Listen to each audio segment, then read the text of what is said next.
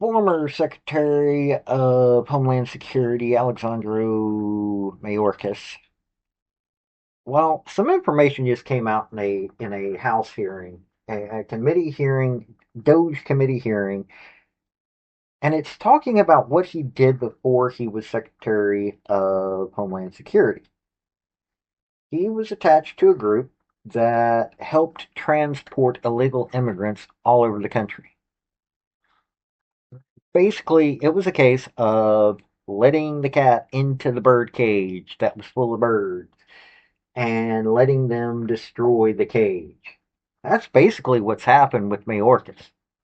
He sat there and made sure that criminals were being flown all over the country to allow them to destroy this country, just like their countries are being destroyed. They're coming here because they're claiming that they don't have much of anything in their country. Well, then build it.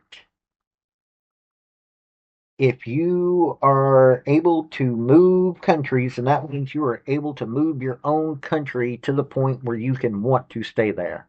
But let's let you hear this testimony. Howdy, y'all. This is Paul, the Redneck Thinker.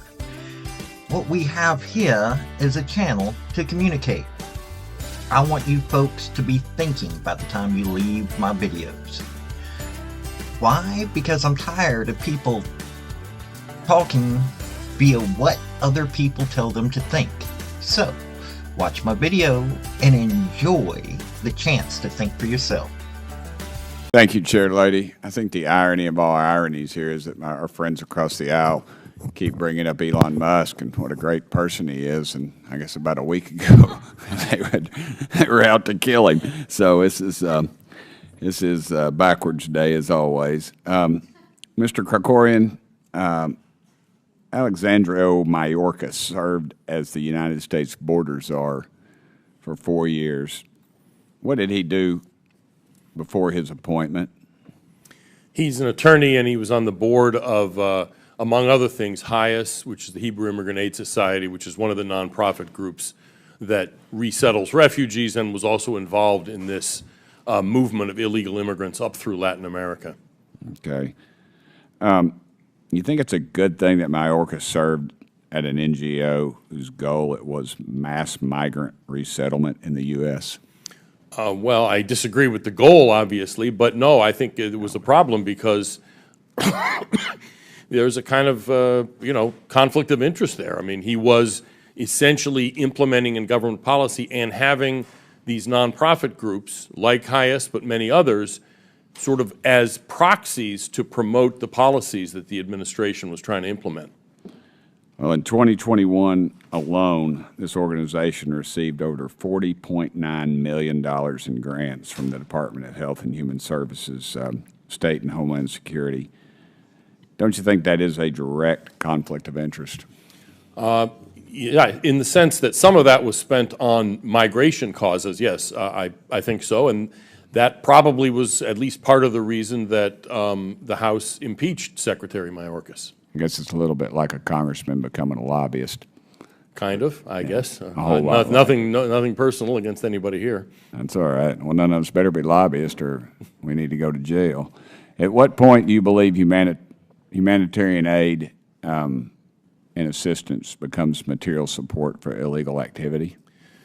I'm not sure I'd be able to draw kind of a specific line and say here's where it is, but at this scale, there's simply no way that these organizations did not see themselves as part of a network to subvert U.S. immigration law. You know, the occasional provision of, water to somebody who's in real distress is one thing. Setting up a network, essentially a kind of aid station network, a pipeline from South America to the border, is not something that it's not comparable in any way. It's not just different in scale, it's different in kind. Yeah.